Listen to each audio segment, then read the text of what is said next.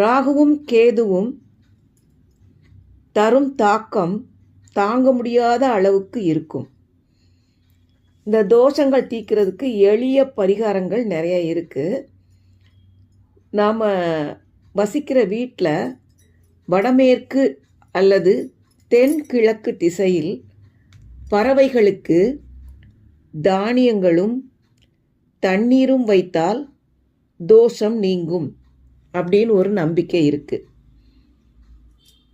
செவ்வாய் வெள்ளிக்கிழமைகளில் புற்றுக்கோவில்களுக்கு சென்று நெய் தீபம் ஏற்றி 9 முறை வலம் வந்தால் பலன் கிடைக்கும். இதுவும் ஒரு நம்பிக்கை. தானங்கள் மூலமாகவும் ராகு கேது தோஷ நிவர்த்தி செய்யலாம். ஏழை எளியவர்கள், மாற்றுத்திறனாளிகள், இவங்களுக்கெல்லாம் கருப்பு மற்றும் வெள்ளை நிற போர்வைகள் வழங்கலாம். வசதி இருக்கிறவங்க நாகர்கற்சிலையை வேப்பமரமும் அரச மரமும் இணைந்து இருக்கும் பகுதியில் பிரதிஷ்டை செய்து வழிபடலாம். அடிக்கடி அம்மன் கோவில்களுக்கு சென்று வழிபடலாம்.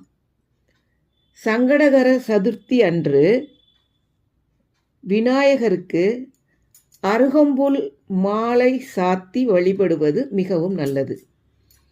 அதிலும் வெள்ளெருக்கு விநாயகர் வழிபாடு உடனடியாக ராகு கேது தோஷத்தை நிவர்த்தி செய்யும் அப்படின்னு நம்பப்படுது. விநாயகருக்கு விரதம் இருந்து வழிபட்டால் விரைவில் நல்லது நடப்பதை காணலாம். ராகு காலத்தில் ராகு பகவானுக்கு உளுந்தால் செய்யப்பட்ட பலகாரத்தை நைவேத்தியம் செய்து வழிபடலாம். ராகு காயத்ரி மந்திரத்தை உச்சரித்து கொண்டே இருப்பது நல்லது. திங்கட்கிழமைகளில் கேது தொடர்பான வழிபாடுகள் செய்யலாம். கேதுவுக்கு பிரியமான கொள்ளு பயறு படைத்து வழிபட்டு தானம் செய்வது நல்ல பலனை தரும்.